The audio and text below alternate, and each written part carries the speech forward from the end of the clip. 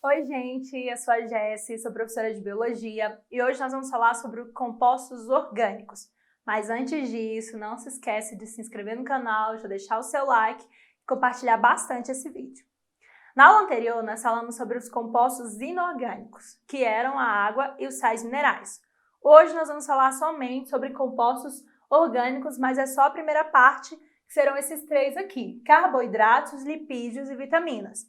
Esses compostos orgânicos geralmente vão ser aqueles que têm carbono e hidrogênio associado em sua composição.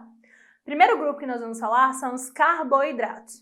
Os carboidratos podem ser chamados de hidratos de carbonos ou de glicídios. Todos eles se referem à mesma coisa, que é carboidrato. Onde que eu encontro carboidrato? Todo pão, toda macarrão, todas as massas no geral vão ter carboidrato. Então, a parte da nossa alimentação rica em massas, geralmente vão ser os carboidratos. Os carboidratos, eles vão ser essenciais. Por quê? Porque a principal função deles é que eles são energéticos. E aí eu posso afirmar que eles são a nossa fonte primária de energia. Ou seja, lembra lá do nosso metabolismo celular, que seria a respiração. Na respiração, nós precisamos de glicose mais oxigênio para converter isso em ATP. Então, essa glicose aqui, ela vem da menor parte do carboidrato, que seria aquele açúcar final, o C6H12O6. Então, a glicose seria aqui a nossa fonte de energia e é um carboidrato. Por isso, nós podemos dizer que o carboidrato é a nossa fonte primária de energia. Mas nem sempre o carboidrato vai ser C6H12O6. Nós temos aqui a fórmula básica de um carboidrato. Sempre nós vamos ter carbono associado aqui a uma molécula de água e esse N vai ser o número. Então, se eu tiver, por exemplo, aqui, esse N ele pode variar de 3 a 7 ou 8. Por que eu estou colocando 7 ou 8? Porque algumas literaturas dizem que é até 7 e outras dizem que é até 8. E aí, esse daqui vai formar, por exemplo, 3 moléculas de carbono associada a 3 moléculas de água. Nesse caso aqui, nós vamos ter 6 carbonos para 6 moléculas de água, C6H12O6. Então, aqui nós conseguimos perceber que, na verdade, sempre que você multiplicar esse número aqui, você vai ter o número de carbonos e o mesmo número de moléculas de água. Isso vai variar de 3 a 7 ou 8. Beleza. Outra função importante, além dessa função energética, é a função de reserva. Então, a gente tem a função energética imediata, nós vamos ter a função energética de reserva, que é aquela que você vai armazenar para mais tarde você conseguir utilizar esse tipo de energia aqui. No caso da reserva, nos seres humanos, por exemplo, é o glicogênio. O glicogênio nada mais é do que um aglomerado de moléculas de glicose que vão ficar guardadas, principalmente no nosso fígado, para depois serem utilizadas novamente. Então, aqui, reserva de energia.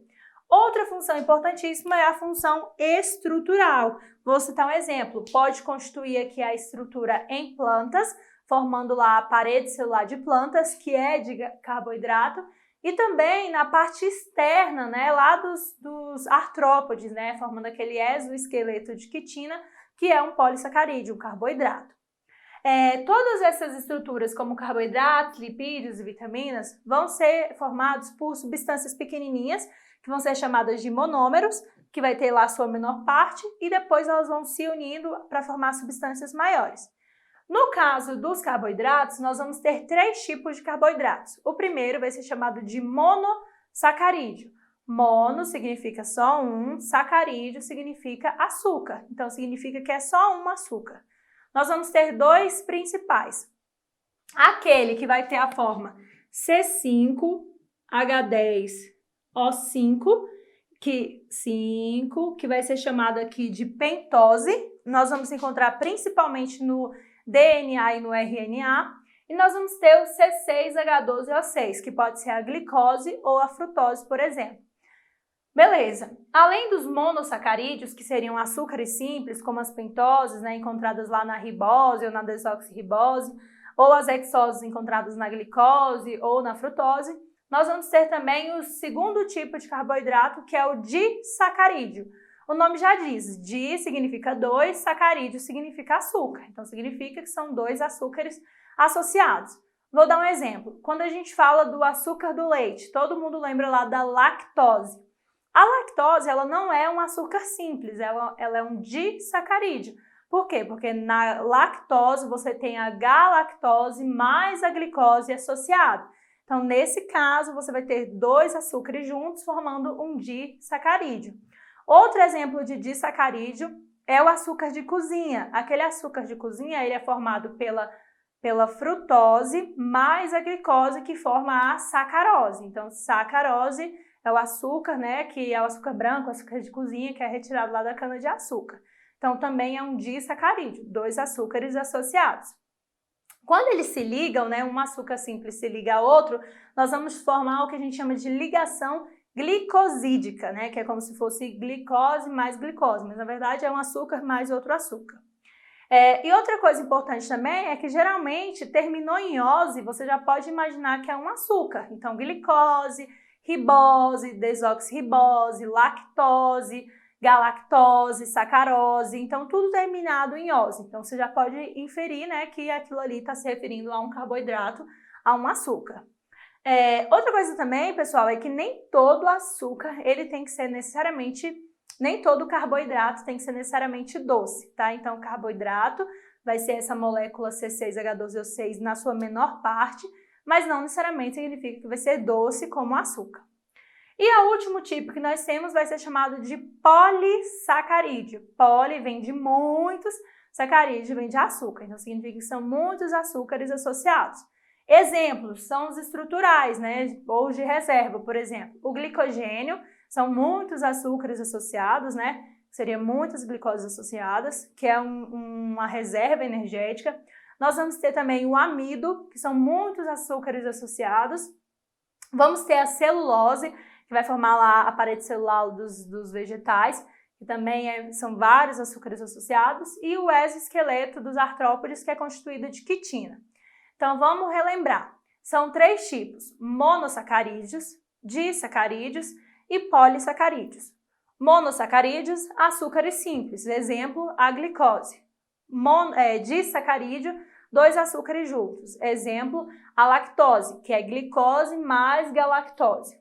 E o terceiro exemplo são os polissacarídeos, vários açúcares associados, exemplo aqui pode ser a celulose, a quitina, né, ou ainda o glicogênio. Beleza? Qualquer dúvida, deixa nos comentários. Próximo grupo, então, agora são os lipídios. Os lipídios, pessoal, são todas as gorduras e óleos que nós conhecemos.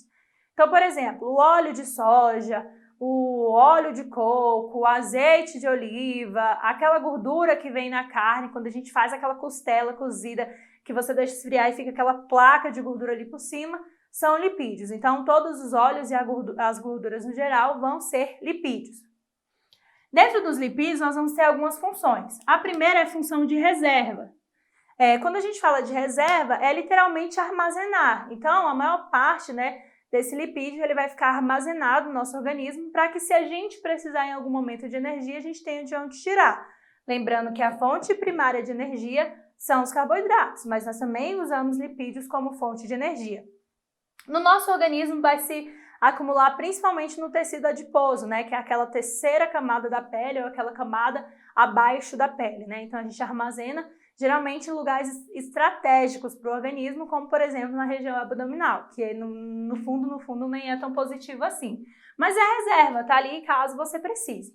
Outra coisa importante dos lipídios é que eles podem ser estrutural, então nós vamos ver que eles vão formar estruturas importantes, como por exemplo, a constituição das membranas celulares de todas as células que existem. Além disso, eles são isolantes. Esses isolantes aqui podem ser térmicos, que têm a capacidade de manter a temperatura. Por exemplo, quando você tem uma maior taxa de gordura no seu corpo, a chance de você sentir frio é menor do que quando você tem pouca gordura no seu corpo. E além de ser isolante térmico, ele também é isolante elétrico, né? Lá nos nossos neurônios, a gente tem a bainha de mielina, que nada mais é do que lipídio, que impede que o seu impulso seja perdido ao longo do caminho, né? Então, graças àquela bainha de mielina, o impulso fica isolado no seu neurônio. E outra função também é proteção, principalmente contra choques mecânicos, né? Graças a essa camada lipídica que a gente tem no nosso corpo, a gente está protegido, né? Contra choques, impactos, qualquer coisa que vem em direção à nossa pele, nós temos uma camada de gordura que vai amortecer esses grandes choques. Em relação aos tipos de lipídios, nós vamos ter 5 tipos: os glicerídeos, os cerídeos, os carotenoides, os esteroides e os fosfolipídios. São esses 5 tipos, eu vou falar um pouquinho sobre cada um. O primeiro são os glicídios. No caso dos glicídios, são os óleos e as gorduras normais que a gente conhece, principalmente na nossa alimentação. Esses óleos e gorduras podem ser chamados de gorduras insaturadas ou saturadas. Aquelas saturadas são aquelas que não têm ligações duplas nas cadeias de carbono e hidrogênio. Então, significa que em temperatura ambiente eles vão estar naquela aspecto mais sólido, mais pastoso, que são literalmente as gorduras. E na maioria das vezes vão ser de origem animal. Já as insaturadas, elas têm dupla ligação entre os carbonos e hidrogênios, isso facilita a sua quebra, então elas são melhores, né? Então são aquelas que em temperatura ambiente vão estar no aspecto líquido, né? Como se fosse literalmente os óleos, e na maioria das vezes vão ser de origem vegetal. Então, gorduras saturadas e insaturadas. Insaturadas, na maioria das vezes, são os óleos. Esses são os primeiros, que são os glicídios. O segundo grupo são os cerídeos. Os cerídeos, eles vão formar literalmente aquela cera, né, que a gente vai encontrar lá na colmeia da abelha, e também as ceras que vão estar revestindo, por exemplo, a folha dos vegetais. A gente repara que quando chove, a água fica só pingando ali por cima, mas ela não penetra a folha, porque existe uma camada de cerídeos ali, que seriam lipídios, né, que vão ser hipermeáveis e impedem ali que a água consiga penetrar. O próximo grupo são os fosfolipídios. Os fosfolipídios, eles vão ter mais ou menos essa estrutura aqui e vão formar uma bicamada, né, fosfolipídica, que vai constituir aqui a nossa membrana plasmática, né, as membranas aí da célula. Graças a esse fosfolipídio, a gente consegue controlar tudo que entra e tudo que sai na nossa célula, mantendo então o equilíbrio e também permitindo que os metabolismos aconteçam. O próximo grupo que nós temos são os esteroides.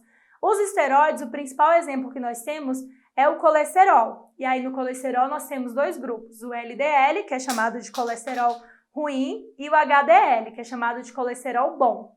No caso do LDL, ele é chamado de ruim porque ele é uma proteína de baixa densidade, então ele consegue pegar muito lipídio para carregar, mas ele não tem tanta eficiência no transporte. E aí acaba deixando um pouco de gordura para trás, e aí o HDL vem recolhendo esse excesso de gordura para evitar que a gente tenha uma doença chamada de arteriosclerose, né? Que é ruim porque entope os vasos, e aí a gente pode até ter uma aula depois sobre isso. Mas, no geral, nós precisamos tanto do LDL quanto do HDL. E o último tipo de lipídio que nós temos são os carotenoides, né? Que vão ser os carotenos, que vão ser lipídios que vão dar pigmentação, como na cenoura, na beterraba, entre outros.